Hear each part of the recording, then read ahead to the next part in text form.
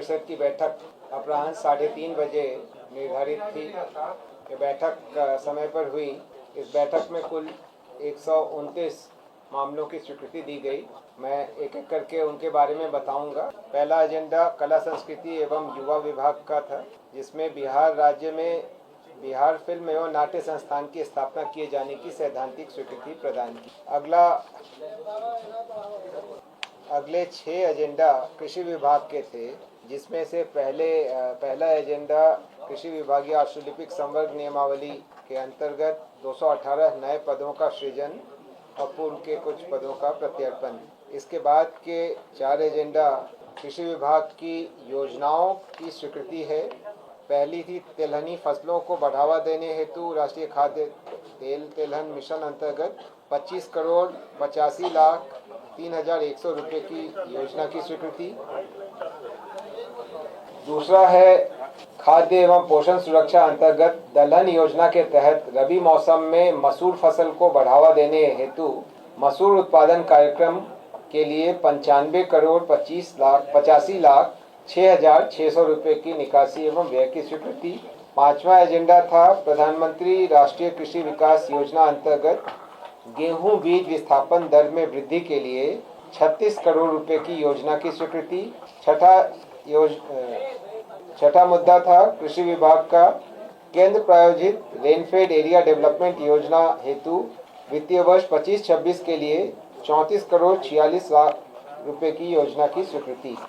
सातवां एजेंडा था राज्य योजना मद से उद्यानिक फसलों हेतु विशेष हस्तक्षेप के लिए वित्तीय वर्ष 25-26 में 38 करोड़ 26 लाख 60 हजार रुपए की स्वीकृति। आठवां एजेंडा खान एवं भूतत्व विभाग का था, जो कि खान एवं भूतत्व विभाग में पीएमयू की स्थापना के लिए national institute for smart government की सेवा नामांकन के आधार पर लिए जाने की स्वीकृति के संबंध में था।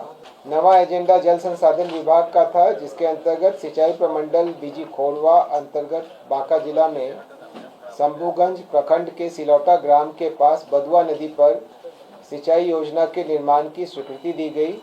इसकी प्राक्कलित राशि 81 करोड़ 53 लाख 95 हजार रुपये।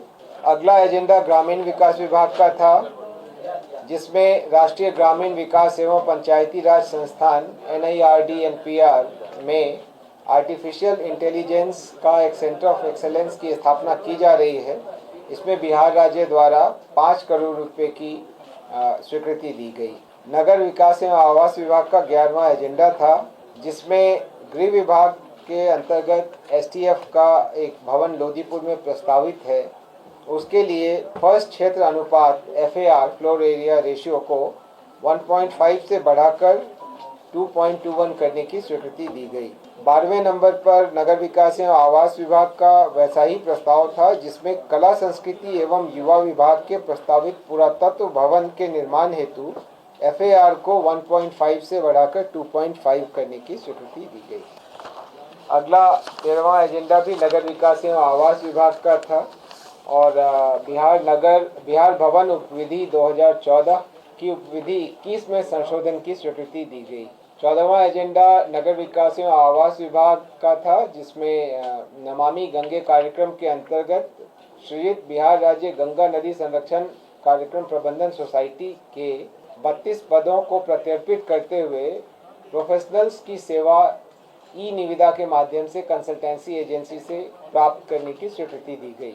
15वां एजेंडा नगर विकास एवं आवास विभाग का था, जिसके अंतर्गत अटल नवीकरण एवं शहरी परिवर्तन मिशन अंतर्गत पूर्णिया जलापूर्ति परियोजना हेतु 284 करोड़ 78 लाख 94 हजार 479 रुपये की स्वीकृति दी गई। इसी योजना के अंतर्गत अगले एजेंडा में डेहरी डालमिया नगर जलापूर्ति परियोजना हेतु 33 करोड़ 30 लाख 42 हजार 76 रुपये की स्वीकृति दी गई। इसी अटल नवीकरण और शहरी परिवर्तन योजना अंतर्गत मोतिहारी जलापूर्ति परियोजना हेतु 187 करोड़ 13 लाख 18 हजार 596 रुपये की स्वीकृति दी। 18वें एजेंडा के रूप में पुनः इसी योजना अंतर्गत बोधगया सीवरेज नेटवर्क और STP निर्माण परियोजना हेतु 121 करोड़ 87 लाख 73 हजार 34 रुपये की स्वीकृति दी गई।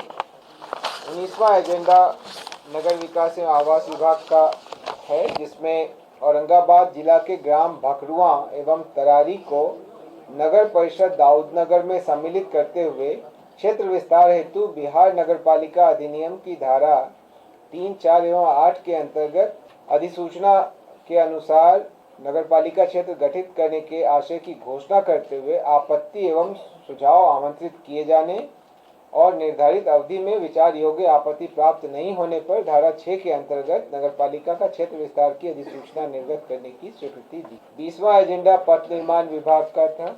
पथ निर्माण विभाग में संविदा के आधार पर तकनीकी कानूनी सलाहकार के एक पद के सृजन की स्वीकृति दी गई। 21वां एजेंडा भी पथ निर्माण विभाग का था। इसमें अनुरक्षण एवं मरम्मति हेतु 400 करोड़ रुपए की राशि बिहार आकस्मिकता निधि से अग्रिम के तौर पर प्राप्त करने की स्वीकृति दी गई, जिसकी प्रतिपूर्ति द्वितीय अनुपूरक आगमन से की जाएगी। 22वां एजेंडा भी पथ निर्माण विभाग का था, जिसके अंतर्गत श्री सुनील कुमार सिन्हा, तत्कालीन सहायक अभियंता ग्राम्य अभियंत्रण संगठन सिमडेगा, जिन्हें पूर्व में सीबीआई कांड में के आधार पर उनको बर्खास्त किया गया था, उस आदेश को रांची के में माननीय झारखंड उच्च न्यायालय द्वारा निरस्त कर दिए जाने के कारण उनकी बर्खास्तगी को वापस करते हुए उनको बर्खास्त किए जाने संबंधी आदेश को निरस्त किया गया।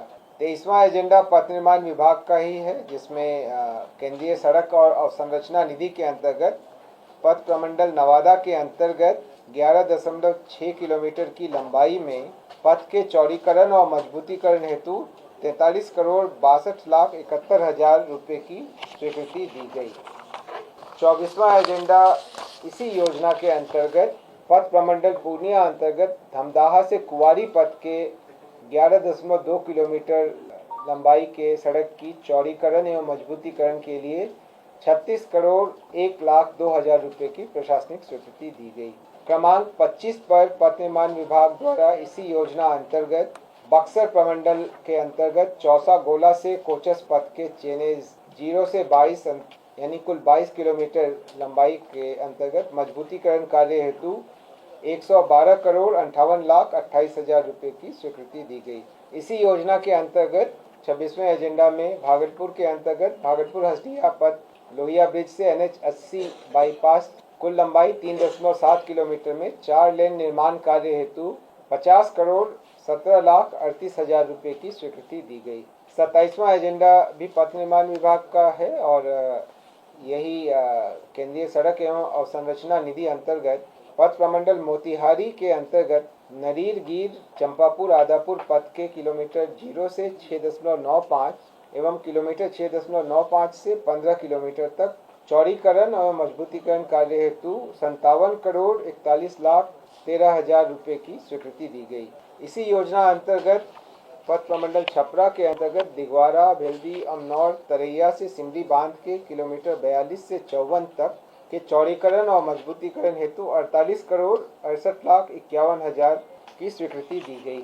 इसी योजना के अंतर्गत पथ प्रमंडल मधुबनी अंतर्गत राजनगर मोतीपुर खैरा पथ के 12.5 किलोमीटर लंबाई में चौड़ीकरण एवं मजबूतीकरण कार्य हेतु 73 करोड़ 37,73,000 रुपए की स्वीकृति दी। पथ निर्माण विभाग के अंतर्गत ही इसी योजना के अंतर्गत पथ प्रमंडल अररिया में जयनगर से घुरना वाया नरपतगंज कुल लंबाई 35.77 किलोमीटर में चौड़ीकरण और मजबूतीकरण हेतु 139 करोड़ 7,54,270 रुपए की स्वीकृति दी गई।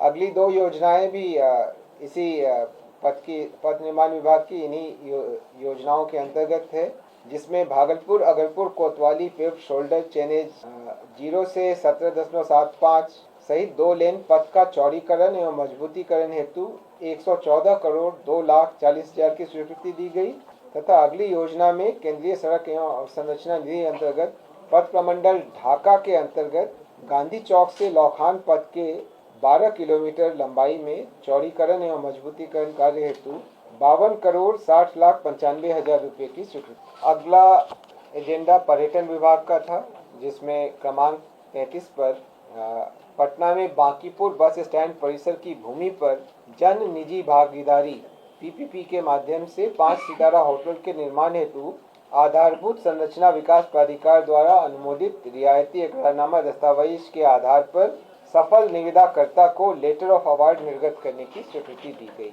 क्या किस पर्यटन का कह रहे हैं या ये रियायती इकरारनामा दस्तावेज में जो शर्त हैं उसके बारे में इसमें जिक्र है। इसका कुल रकबा 3.24 एकड़ है, जिसका पंजीकृत मूल्य 68 करोड़ 4 लाख रुपए है। इस पर 9.5% की दर से ब्याज की गणना की जाएगी और 11 वर्षों में दस्तावेज की शर्तों के अनुरूप इसका भुगतान निवेशक द्वारा किया जाएगा। और वार्षिक अनुज्ञप्ति प्रीमियम ये वार्षिक 18 करोड़ 60 लाख रुपए एवं रियायती इकरारनामा दस्तावेज की शर्तों के अनुरूप ईयरली लाइसेंस प्रीमियम के रूप में वार्षिक तौर पर किया जाएगा। ये होटल के वाणिज्यिक परिचालन प्रारंभ होने की तिथि अथवा इकरारनामा पर हस्ताक्षर होने की तिथि से 5 वर्ष पूरा होने की तिथि, इसमें जो भी पहले हो उसके बाद से देना होगा। ये चूँकि विभाग इसमें ज़्यादा विस्तार से बता सकता है। आप अगर विवरण चाहेंगे तो मैं विभाग से अनुरोध करूंगा कि इस पर एक अलग से प्रेस नोट रिलीज करें, तो नोट कर लीजिए। पर्यटन विभाग ने ही अगला एजेंडा प्रस्तुत किया था, जिसमें काशी विश्वनाथ कॉरिडोर वाराणसी की तर्ज पर विष्णुपद मंदिर गयाजी क्षेत्र के समग्र विकास हेतु प्रिंसिपल कंसल्टेंट के रूप में HPC design planning and management private limited Ahmedabad का नामांकन के आधार पर चयन करने की स्वीकृति दी गई। अगला एजेंडा पंचायती राज विभाग का था, जिसमें पंचायत उप निर्वाचन के अवधि 25 मई 2025 को मतदान केंद्रों पर वेब कास्टिंग, स्ट्रीमिंग और फेशियल रिकॉग्निशन प्रणाली का उपयोग किया गया था कि घटनोत्तर स्वीकृति दी गई। इस पर 1,88,69,530 रुपये खर्च हुए थे। अगला एजेंडा बिहार उत्पाद मद्य निषेध उत्पाद एवं निबंधन विभाग का था, जिसमें बिहार उत्पाद रसायन परीक्षक संवर्ग में प्रोन्नति के 3 और मुख्य उत्पाद रसायन परीक्षक का 1, इस प्रकार कुल 4 पदों के सृजन की स्वीकृति दी गई। क्रमांक 37 पर समाज कल्याण विभाग की योजना थी, जिसमें केंद्र प्रायोजित मिशन शक्ति योजना के अंतर्गत समाहित करते हुए अल्पावास गृह को 20 करोड़ 20 लाख 82 हजार रुपये के वार्षिक व्यय पर संचालन की स्वीकृति दी गई। सामाजिक सुरक्षा पेंशन योजना के पेंशनधारियों का आधार आधारित जीवन प्रमाणीकरण हेतु नामांकन के आधार पर common service centre e governance services India limited के नामांकन के आधार पर चयन की स्वीकृति अगले एजेंडा में दी गई। 39वां एजेंडा स्वास्थ्य विभाग का था, जिसमें राज्य के शहरी क्षेत्रों में टीकाकरण अभियान के लिए आउटरीच सेशंस और आदर्श प्रतिरक्षण केंद्रों पर कार्य करने वाले कर्मियों के लिए 11,500 पर से बढ़ाकर उनका मानदेय 15,000 किए जाने तथा 5% वार्षिक मानदेय वृद्धि का लाभ दिए जाने की स्वीकृति दी गई। स्वास्थ्य विभाग के अगले एजेंडा में अखिल भारतीय सेवा के सेवानिवृत्त पदाधिकारियों के संबंध में पूर्व में निर्गत संकल्प में कुछ संशोधन किए गए। स्वास्थ्य विभाग द्वारा 41वां एजेंडा था, जिसमें राज्य के चिकित्सा महाविद्यालयों में PG डिप्लोमा उत्तीर्ण चिकित्सकों को राज्य में 3 वर्षों की अनिवार्य सेवा प्रदान करने हेतु लागू बंध पत्र जो बॉन्ड की व्यवस्था है उसमें संशोधन किया गया। इसमें संशोधन निम्न किए गए हैं। पहला तो बॉन्ड की अवधि को 3 वर्ष से घटा करके 2 वर्ष कर दिया गया। दूसरा है कि अगर अनिवार्य बॉन्ड की जो सेवा है वो नहीं करते हैं तो उनको उनके कार्य के एवज में जो भुगतान की गई राशि है उसकी वसूली नहीं की जाएगी, लेकिन बॉन्ड की जो राशि है उसकी वसूली नियमानुसार की जाएगी। अनधिकृत अवधि किसी कारण से मान लीजिए वो अनुपस्थित हो जाते हैं तो 2 बार बॉन्ड अवधि के विस्तार का अवसर प्रदान किया जाएगा। पहले इसका प्रावधान नहीं था। बॉन्ड अवधि की गणना विभाग में योगदान की तिथि से की जाएगी। पहले इस पर क्लैरिटी नहीं थी। कई बार विभाग में योगदान देने से पदस्थापन के बीच थोड़ा फासला हो जाता है। इसी तरीके से और भी इसमें कई प्रावधान किए गए हैं और इसमें एक और महत्वपूर्ण बिंदु जो है वो ये है कि बिहार सरकार द्वारा वित्त पोषित या भारत सरकार द्वारा संचालित चिकित्सा संस्थान जैसे एम्स, IGMS, PGI या अन्य विशिष्ट महत्वपूर्ण चिकित्सा संस्थानों में सीनियर रेजिडेंट ट्यूटर के टेन्योर अवधि के लिए अति आवश्यक समझे जाने पर अनापत्ति प्रमाण पत्र इस शर्त के साथ दी जा सकेगी कि टेन्योर अवधि पूरी हो जाएगी तो उसके बाद आकर के वो इस अपना बॉन्ड आधारित सेवा पूरा करेगी और इसके बारे में विभाग इस पर निर्णय लेगा। अभ्यर्थी इसमें कोई दावा नहीं कर सकेगा। लेकिन ये भी एक महत्वपूर्ण बिंदु रहता था कि जब वो यहाँ कार्य कर रहे हों, इसी बीच में किसी का एम्स वगैरह में हो गया लेकिन बॉन्ड के कारण वो नहीं जा पाते, तो ये सब इसमें कई महत्वपूर्ण परिवर्तन किए गए। शिक्षा विभाग का अगला एजेंडा था जिसमें छात्रवृत्ति की दरों में वृद्धि के कारण 99,21,24,000 रुपये की स्वीकृति दी गई। छात्रवृत्ति 1800 से बढ़ाकर 3600 वार्षिक पुनर्निर्धारित की गई। नहीं, ये आगामी वर्षों के लिए है। ये जो अभी मैंने आपको बताया ये 9वीं एवं 10वीं के सामान्य कोटि के छात्र छात्रा के लिए था। अगला जो है एजेंडा वो कक्षा 1 से 8 तक के छात्र छात्राओं के लिए है और कक्षा 1 से 4 तक के लिए 600 से बढ़ा के 1200 और 5 से 8 तक 1200 से बढ़ा के 2400 और 5 से 6 तक और 7 से 8 तक 1800 को बढ़ा के 3600 किया गया, जिस पर 300 करोड़ रुपए की अतिरिक्त व्यय की स्वीकृति दी गई। राजस्व एवं भूमि सुधार विभाग का अगला एजेंडा था जिसमें बिहार विशेष सशस्त्र पुलिस 17 बोधगया की अधिष्ठापन हेतु भूमि के हस्तांतरण गृह विभाग को हस्तांतरण की स्वीकृति दी गई। भूमि का रकबा 40 एकड़ ये बोधगया में गया जिला अंतर्गत अंचल डोभी के अंतर्गत। राजस्व एवं भूमि सुधार विभाग का ही अगला एजेंडा था जिसमें कैमूर जिला अंतर्गत राजकीय चिकित्सा महाविद्यालय के निर्माण हेतु कृषि विभाग की भूमि देने की स्वीकृति दी गई और उतनी ही समतुल्य भूमि कृषि विभाग को हस्तांतरित करने की स्वीकृति दी गई। राजस्व एवं भूमि सुधार विभाग का ही अगला एजेंडा था जिसमें पटना मेट्रो रेल परियोजना के लिए 1.23 एकड़ असर्वेक्षित भूमि की स्वीकृति दी गई। 47वां एजेंडा भी दुजरा सदर अंचल मौजा दुजरा। राजस्व एवं भूमि सुधार विभाग का ही अगला एजेंडा था जिसमें नालंदा जिला अंतर्गत भवन निर्माण विभाग के स्वामित्व की भूमि जिसका कुल रकबा 10 एकड़ है उसको पर्यटन विभाग को हस्तांतरित करने की स्वीकृति दी गई। उद्देश्य है कि वहां पर 5 सितारा भवन होटल का निर्माण कराया जाएगा। 48वां एजेंडा भी राजस्व एवं भूमि सुधार विभाग का था जिसमें सारण जिला के अंतर्गत 17.5 एकड़ गैर मजरूआ मालिकान प्रतिकदीम भूमि खेल अवसंरचना निर्माण हेतु खेल विभाग को निःशुल्क हस्तांतरण की स्वीकृति दी गई। ये मौजा फुलवरिया सिवान अंतर्गत महाराजगंज अंचल के अंतर्गत केंद्रीय विद्यालय के निर्माण हेतु मानव संसाधन विकास मंत्रालय भारत सरकार को 1 रुपये के टोकन मूल्य पर 30 वर्षों के लिए लीज नवीकरण विकल्प के साथ निःशुल्क बंदोबस्ती की स्वीकृति दी गई। अब वहाँ सेंट्रल स्कूल का बिल्डिंग बनेगा। पर्यावरण एवं वन जलवायु परिवर्तन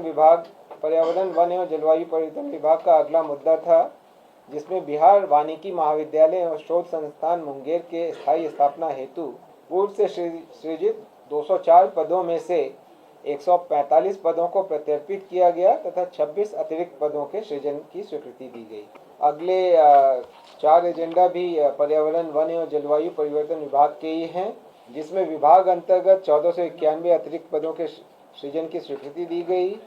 राष्ट्रीय डॉल्फिन शोध केंद्र के सुचारू संचालन हेतु 45 पदों के सृजन की स्वीकृति दी गई। संजय गांधी जैविक उद्यान के लिए 172 अतिरिक्त पदों के सृजन की स्वीकृति दी गई।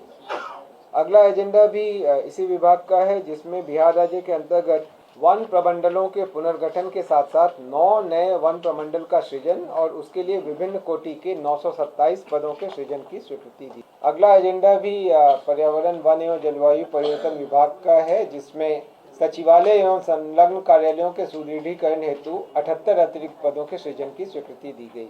पर्यावरण वन एवं जलवायु परिवर्तन विभाग का ही अगला एजेंडा है जिसमें बिहार कास्ट आधारित उद्योग स्थापना एवं विनियमन अधिनियम को कार्यान्वित करने हेतु बिहार कास्ट आधारित उद्योग स्थापना एवं विनियमन नियमावली 2025 की स्वीकृति दी गई।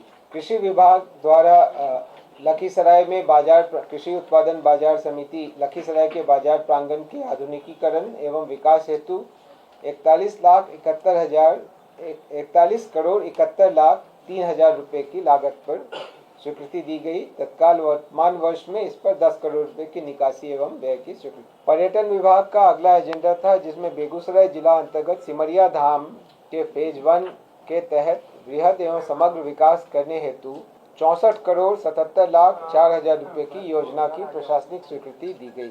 अगला एजेंडा पथ निर्माण विभाग का है, जिसमें पथ प्रमंडल मुंगेर अंतर्गत लखनपुर पानी टंकी से सरौन, मकवा, नौटोलिया, मुजफ्फरगंज होते हुए पथ के चौड़ीकरण और मजबूतीकरण हेतु 58 करोड़ 1 लाख रुपए की अनुमानित लागत पर स्वीकृति दी गई।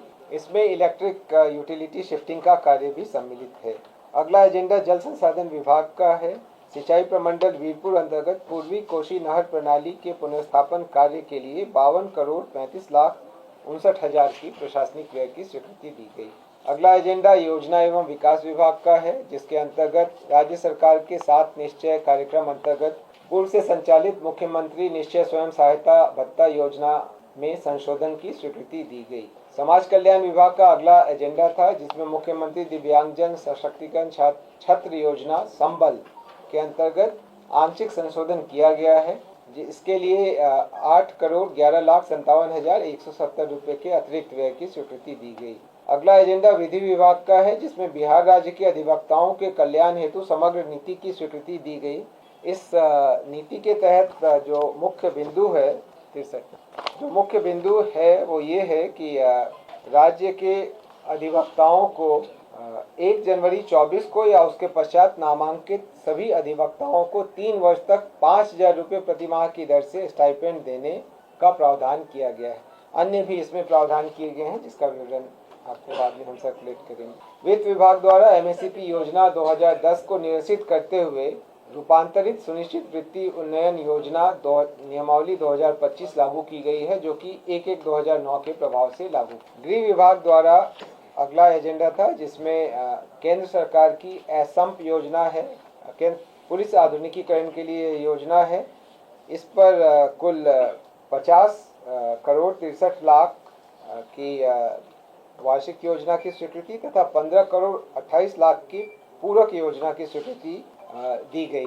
गृह विभाग का ही अगला एजेंडा है, जिसमें 15वें वित्त आयोग की अनुशंसा पर राष्ट्रीय आपदा प्रतिक्रिया कोष से प्राप्त 340 करोड़ 90 लाख रुपए की अग्निशमन से संबंधित योजनाओं की स्वीकृति दी गई।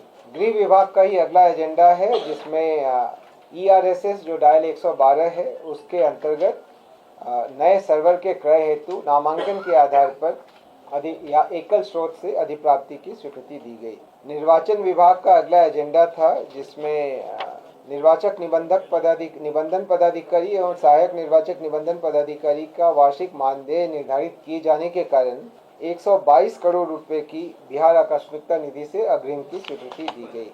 सामान्य प्रशासन विभाग का अगला एजेंडा था, जिसमें बिहार पदों एवं सेवाओं की रिक्तियों में आरक्षण अधिनियम 91 की पिछड़े वर्गों की सूची के क्रमांक 20 पर दर्ज कलवार एवं अन्य जातियों की स्थिति स्पष्ट रूप से दर्शाने के संबंध में स्वीकृति दी गई। इसमें कलवार के बाद ब्रैकेट लिखा हुआ था, उस ब्रैकेट को हटाकर कॉमा लगाया गया है। उससे चलते कुछ कंफ्यूजन था। विभाग ने कहा कि इसमें उसको लेकर कंफ्यूजन था, वहाँ कोष्ठक नहीं होना चाहिए था, कॉमा ही होना चाहिए। वो जहाँ था वहीं है, सिर्फ कॉमा लगाया गया वहाँ पे उसको स्पष्ट करने के। अगला एजेंडा गृह विभाग का है, जिसमें भारतीय नागरिक सुरक्षा संहिता के अंतर्गत बिहार आपराधिक प्रक्रिया अभिरक्षा एवं संपत्ति का निस्तार नियमावली के गठन की स्वीकृति दी गई है। इसमें धारा 497 के 2 के अंतर्गत किस तरीके से प्रॉपर्टीज जो कि आपराधिक प्रक्रिया में संलग्न व्यक्तियों के रहे हैं उनको कैसे कॉन्फिस्केट किया जाएगा और कैसे उसका निस्तार किया जाएगा, उसकी पूरी प्रक्रिया निर्धारित की गई है। अगला एजेंडा गृह विभाग का ही था, जिसमें साइबर इकाई को आर्थिक अपराध इकाई से अलग करते हुए एक सेपरेट वर्टिकल के रूप में इस्टेब्लिश करने की स्वीकृति दी गई है। पूर्व से जितने भी इसके लिए 23 नए पदों का सृजन किया गया और पूर्व से सृजित 321 पदों को करणांकित किया गया और 207 पदों को हस्तांतरित किया गया। ऐसा साइबर अपराध की संख्या को बढ़ती हुई संख्या को देखते हुए यह निर्णय लिया गया। इससे आने वाले समय में साइबर मामलों के निष्पादन में हमें बहुत मदद मिलेगी। अगला एजेंडा गृह विभाग का ही है, जिसमें अग्निशमन सेवाओं में बेहतरी हेतु महानिदेशक अग्निशमन सेवाएं के कार्यालय में 42 पदों के सृजन की स्वीकृति दी गई। अगला एजेंडा भी गृह विभाग का है, जिसमें भारतीय न्याय संहिता 2023 और भारतीय नागरिक सुरक्षा संहिता 2023 की धारा 23 में प्रावधानित दंड के क्रियान्वयन हेतु बिहार सामुदायिक सेवा नियमावली 2025 गठित किए जाने की स्वीकृति दी। आप अवगत हैं कि इस बार सामुदायिक सेवा का भी प्रावधान दंड के रूप में किया गया है, लेकिन इसे कैसे लागू किया जाएगा इसके बारे में स्पष्ट प्रावधान नहीं है।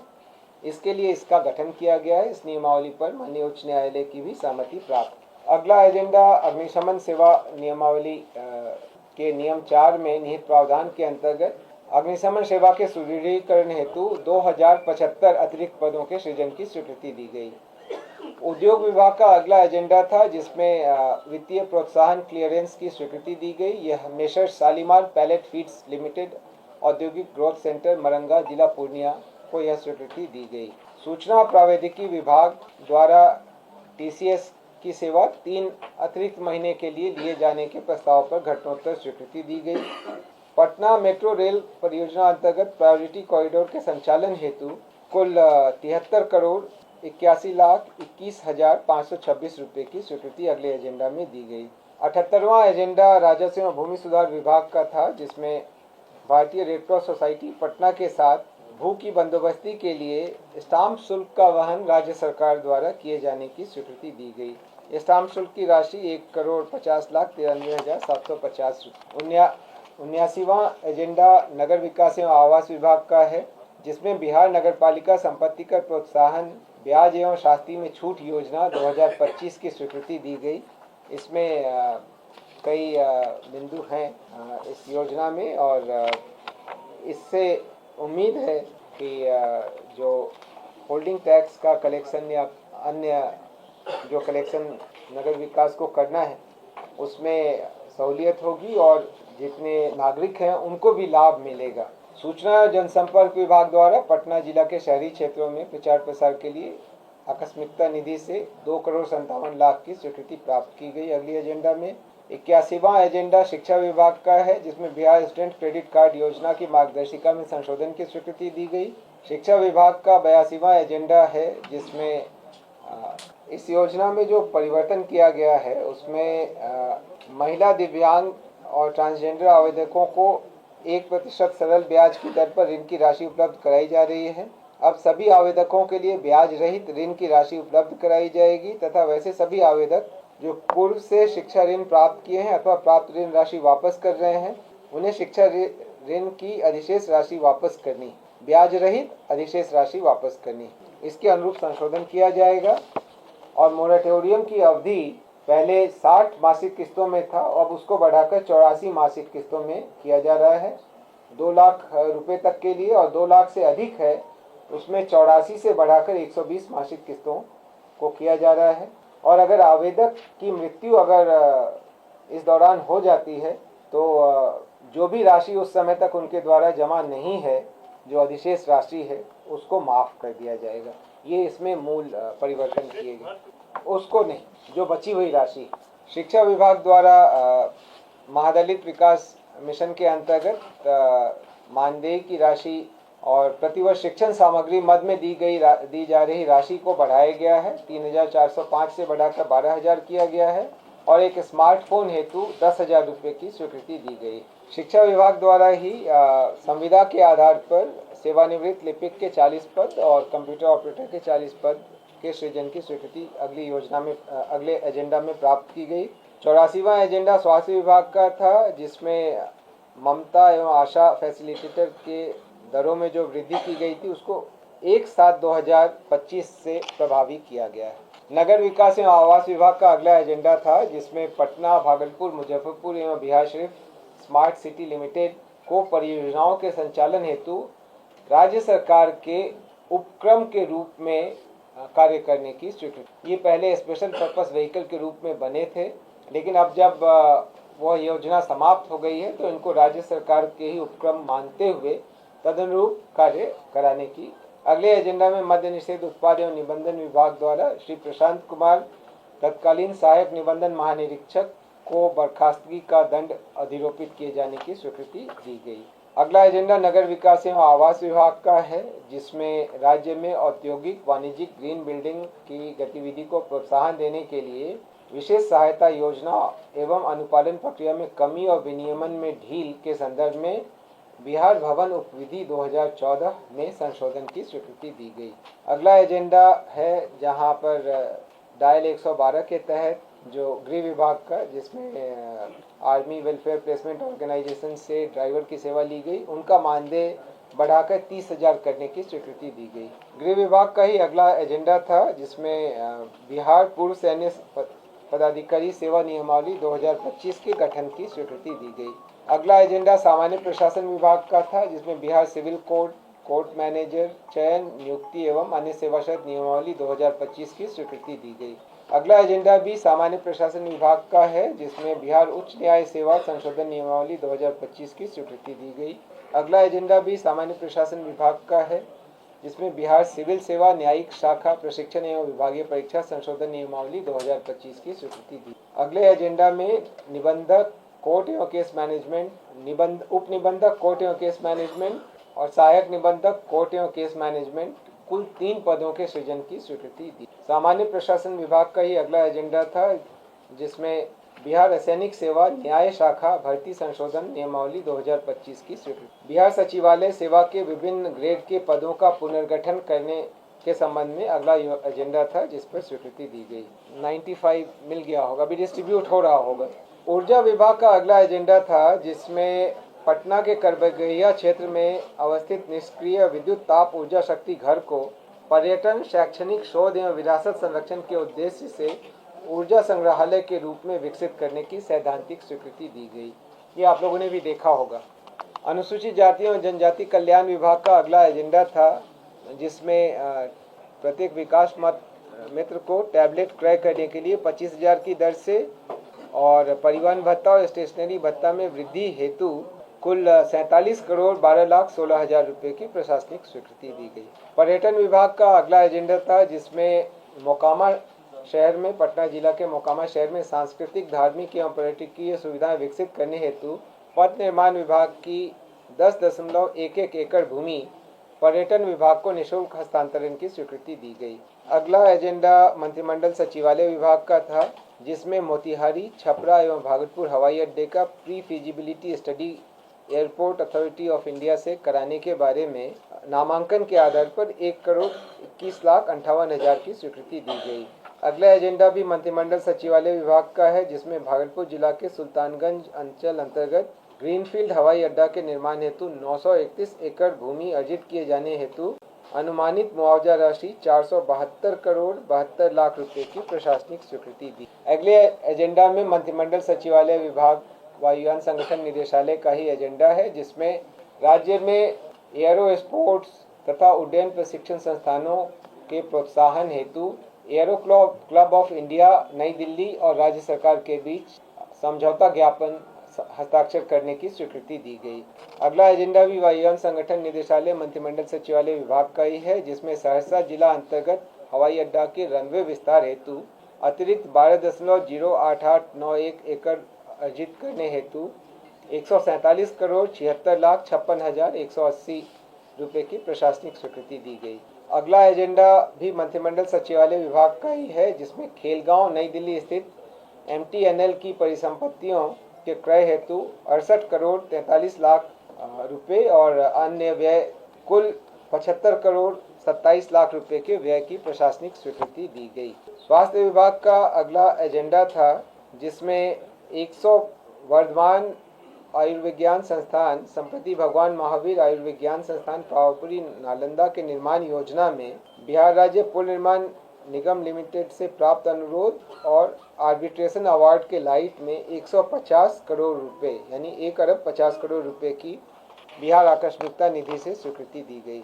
आपदा प्रबंधन विभाग का अगला एजेंडा था जिसमें राज्य आपदा मोचन बल SDRF में फॉलोअर श्रेणी के पूर्व से स्वीकृत पदों के अतिरिक्त 73 अतिरिक्त पदों के सृजन की स्वीकृति। पशुपालन एवं पशु एवं मत्स्य संसाधन विभाग का अगला एजेंडा था जिसमें गव्य विकास निदेशालय अंतर्गत कुल 9 जिला में नए जिला गव्य विकास कार्यालय की स्थापना और कुल 72 नए पदों के सृजन की स्वीकृति दी गई जिस पर अनुमानित व्ययभार 4 करोड़ 47,37,692 रुपये है। पंचायती राज विभाग का अगला एजेंडा था अगले वर्ष होने वाले आम निर्वाचन पंचायत आम निर्वाचन 2026 में EVM मशीन हेतु ECIL को नामांकन के आधार पर 208 करोड़ 27 लाख 5,000 रुपये की राशि की स्वीकृति दी गई। कला संस्कृति एवं युवा विभाग का अगला एजेंडा था, जिसमें संग्रहालय निदेशालय तथा अन्य राजकीय संग्रहालयों को सुचारू रूप से चलाने हेतु कुल 139 नए पदों का सृजन एवं पूर्व से सृजित 4 पदों के प्रत्यर्पण की स्वीकृति दी गई। अगला एजेंडा भी कला संस्कृति एवं युवा विभाग का ही है, जिसमें NCC के कैडेटों को शिविर एवं यात्रा के लिए दैनिक भत्ता के दरों में वृद्धि की गई है और उनको AC 3 टायर में यात्रा करने की स्वीकृति दी गई। इस पर 22,51,521 रुपये का अतिरिक्त व्यय भार अनुमानित। ग्रामीण कार्य विभाग का अगला एजेंडा था, जिसमें मुख्यमंत्री ग्रामीण सड़क उन्नयन योजना के अंतर्गत निर्माण कार्य में अतिरिक्त राशि 250 करोड़ रुपए की बिहार आकस्मिकता निधि से अग्रिम की स्वीकृति दी गई है। विज्ञान प्रौद्योगिकी और तकनीकी शिक्षा विभाग का अगला एजेंडा था, जिसमें इंटर्नशिप नीति में संशोधन किए जाने की स्वीकृति दी गई। पहले से इंटर्नशिप नीति में 7वें सेमेस्टर में 8 सप्ताह की इंटर्नशिप अवधि निर्धारित थी, उसको घटाकर 4 से 6 सप्ताह किया गया है। ये AICTE की इंटर्नशिप पॉलिसी के अनुरूप इसको कर दिया गया है। खाद्य एवं उपभोक्ता संरक्षण विभाग का अगला एजेंडा था, जिसमें बिहार राज्य खाद्य एवं असैनिक आपूर्ति निगम को अगले वर्ष 25-26 में खरीफ विपणन के लिए 9600 करोड़ रुपए की राशि विभिन्न वित्तीय संस्थानों से लेने के लिए राजकीय गारंटी प्रदान करने की स्वीकृति। परिवहन विभाग का अगला एजेंडा था, जिसमें महत्वपूर्ण पर्वों में 3 माह तक बसों के परिचालन हेतु निजी बस ऑपरेटर्स को सब्सिडी प्रदान करने की स्वीकृति दी गई। इसके लिए इस वर्ष 37 करोड़ 45,42,000 रुपये का व्यय बिहार आकस्मिकता निधि से अग्रिम प्राप्त कर किए जाना। कृषि विभाग का अगला एजेंडा था, जिसमें जलवायु अनुकूल कृषि कार्यक्रम हेतु 31 करोड़ 25 लाख की स्वीकृति दी गई और इसी तरीके से केंद्र प्रायोजित PMRKVY के अंतर्गत एग्रीकल्चर मैकेनाइजेशन योजना के कार्यान्वयन हेतु 153 करोड़ 64 लाख रुपए की स्वीकृति दी गई।